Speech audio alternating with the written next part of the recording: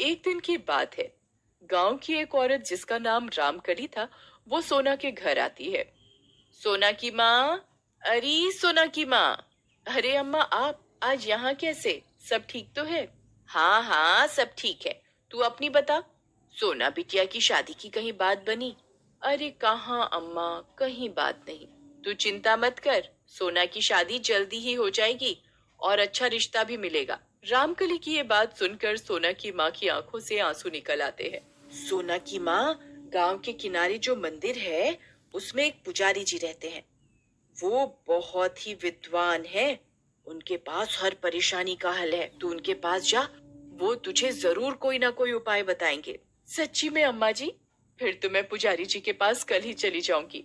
और अगली सुबह सोना की माँ गांव के किनारे वाले मंदिर पहुंच जाती है और मंदिर के पुजारी जी से मिलती है। सोना की माँ पुजारी जी को बताती है कि सोना की शादी नहीं हो पा रही है और कहती है, पुजारी जी कोई उपाय बताओ। सोना की कुंडली में मांगलिक दोष है, जिसके कारण सोना की शादी में रुकावट आ रही है।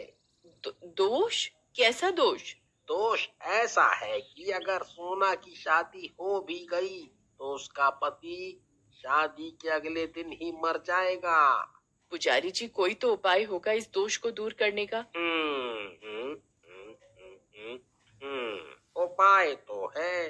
पुजारी जी बताइए, जो भी उपाय होगा हम सब उपाय करेंगे।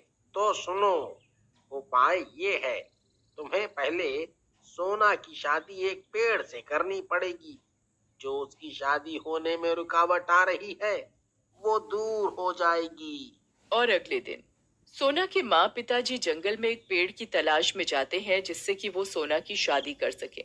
सोना की माँ, समझ में नहीं आ रहा, सोना की शादी किस पेड़ से करें?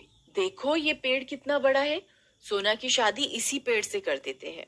सोना के पिताजी पेड़ देखकर, हाँ, ये पेड़ ठीक है, इसी से सोना की शादी कर देते हैं।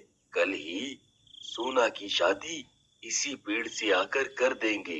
और अगले दिन सोना के माँ पिताजी सोना को दुल्हन की तरह तैयार करके पेड़ के पास ले जाते हैं। जिस पेड़ से सोना की शादी होने वाली थी, उस पेड़ पर एक भूत का निवास था।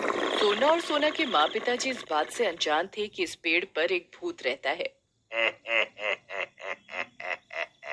अरे वाह, कितनी सुंदर दुल्हन है, मैं तो इसी से शादी करूंगा। सोना जिस पेड़ के साथ फेरे ले रही होती है, तो भूत भी सोना के साथ साथ फेरे ले रहा होता है। तभी सोना को महसूस होता है कि कोई उसके साथ साथ फेरे ले रहा है। सोना बार बार पीछे मुड़कर देखती है, पर कोई नहीं होता। फिर सोना को लगता है जैसे कोई उसकी मांग भर रहा है। सोना की मांग भूत भर रहा होता है और इस तरह सोना की शादी पेड़ से नहीं बल्कि एक भूत से हो जाती है। जो शादी की रस्म में एक पति निभाता है, वो रस्म में सोना के साथ साथ भूत निभाता है। इस तरह सोना की शादी एक भूत से हो जाती है, जिसका पता सोना और सोना के माँ पिताजी को भी नहीं चलता और भूत सोना के साथ साथ रहने लगता है। रात भी काफी हो जाती है और सोना के माँ पिताजी घर चले जाते हैं। घर पहुंचकर अब मैं ये शादी का जोड़ा और ये मंगलसूत्र उतार देती हूँ। सोना शादी का जोड़ा और मंगलसूत्र उतार कर रख देती है। तभी अचानक कमरे की लाइट अपने आप जलने और बंद होने लगती है। पर्दे जोर जोर से हिलने लगते हैं। खिड़की जोर जोर से खुलने बंद होने लगती है। ये सब देखकर सोना बहुत बुरी तरह डर जाती है। फिर अचानक सब ठीक हो जाता है। ये सब सोना का पति भूत कर रहा होता है। रात भी बहुत हो चुकी है और थकावट भी बहुत हो गई है और सोना सो जाती है। तभी आधी रात को 12 बजे सोना पानी पीने के लिए उठती है। वो देखती है कोई उसके पास सोया हुआ है। सोना बहुत बुरी तरह चीखती है, भूत भूत। क्या हुआ सोना? देखो ना माँ, वहाँ भूत है। कहाँ है भूत? यहाँ तो कोई नहीं है। सोना बेटा, आज तुम बहुत थक गई हो, तुम्हें आज आराम भी नहीं मिला है।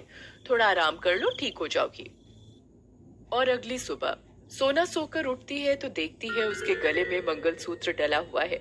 उसके हाथों में लाल चूड़ियां और मांग में सिंदूर डला हुआ है। ये सब देखकर सोना हैरान हो जाती है कि ये सब कैसे हुआ, कौन कर सकता है। तभी सोना